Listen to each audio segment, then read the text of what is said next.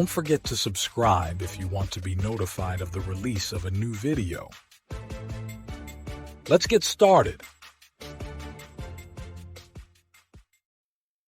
Hey Taylor, I'm feeling a bit adventurous today. How do you reckon we get to that new exhibition downtown? Aw, the museum, right? It's a bit of a pickle because of the ongoing construction. I suggest we jump in a cab and brave the traffic. True, it can be hectic this time of day. Is it far from here? Not too bad. We can skirt the main roads, take the ring road, and avoid the snarl-up. Sounds good. Any chance for a shortcut? Well, there's an alleyway that could cut through, but it's a bit of a shortcut, and it might get crowded. Let's play it safe and go the long way round then. What's our best bet? Your best bet is to follow the signs for the park. We can double back on ourselves and pop down the scenic river route. Nice plan. But what if we end up in a dead end? Unlikely. I know the area well. We'll bear left at the junction and cross over the bridge. Fantastic.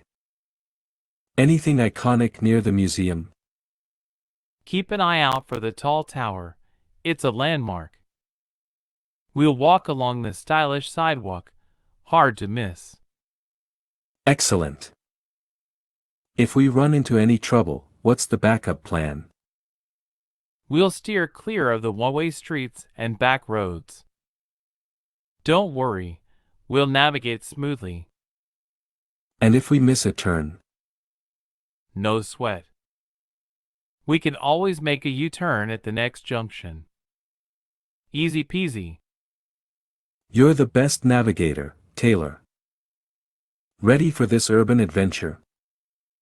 Absolutely, Alex. Keep going straight, cross over the zebra crossing, and the museum will be right in front of us. Thanks for the detailed guide, Taylor. Let's hit the road. Speaking of navigating, I had this crazy experience once in Paris. It was my first time in the City of Lights, and I thought I could just rely on my sense of direction. Paris, the city with all those winding streets? That sounds like a challenge. Oh, it was more than a challenge. I decided to take what seemed like a shortcut through an alleyway, thinking I could skirt the crowded main roads. Brave move. How did it turn out? A bit of a pickle, actually. I got completely turned around, and before I knew it, I was deep into a maze of one-way streets. Yikes.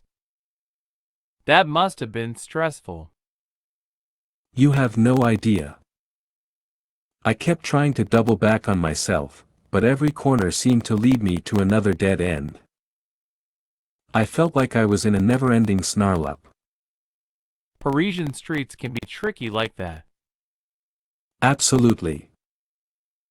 I finally decided to pop into a cafe, ask for directions, and maybe a bit of comfort food to ease the situation. Good call. How did you end up finding your way? Well, the locals were friendly and pointed me in the right direction. I had to bear left at a junction, cross over a charming bridge, and finally, there it was, the Eiffel Tower. The ultimate Parisian landmark. What an adventure. I guess sometimes, going the long way around is the best option. Definitely learned my lesson that day. Now, whenever I'm in a new city, I make sure to follow the signs and avoid those tempting but confusing shortcuts. You know, Alex, I was just thinking about driving in different countries. Have you ever experienced the switch from left-hand driving to right-hand driving, or vice versa? Absolutely. It can be quite an adjustment. I remember traveling to the UK, and suddenly everything felt reversed, from steering on the other side to driving on the left. That must have been a bit of a pickle. How did you handle it? It was tricky at first. I had to consciously remind myself to bear left at junctions and cross over traffic coming from the right. The roundabouts were especially challenging. I can imagine. Did you find it safer or more confusing? Well, it's hard to say.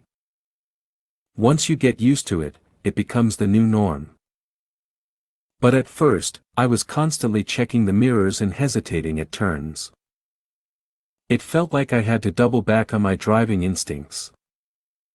Interesting. I've only driven in countries with right-hand traffic. I wonder how challenging it is for those who regularly switch between left and right driving. It's a good point. Some countries, like Australia and India, have a mix of both. I guess you're best off getting accustomed to it gradually. Right. I've heard stories about tourists mistakenly driving on the wrong side in unfamiliar countries. It happens more often than you'd think. I remember a friend accidentally turning onto a one-way street in Japan. They had to turn back quickly. That sounds like a nerve-wracking experience. What about road signs? Did they play a role in helping you navigate the different driving norms? Absolutely. The signs are your best bet. They provide crucial information and reminders about which side of the road to stay on. It's fascinating how something as basic as traffic direction can vary worldwide. Makes you appreciate the importance of following the rules wherever you are. Totally. It's a crucial aspect of travel, and adapting to different driving styles adds an extra layer of adventure to exploring new places.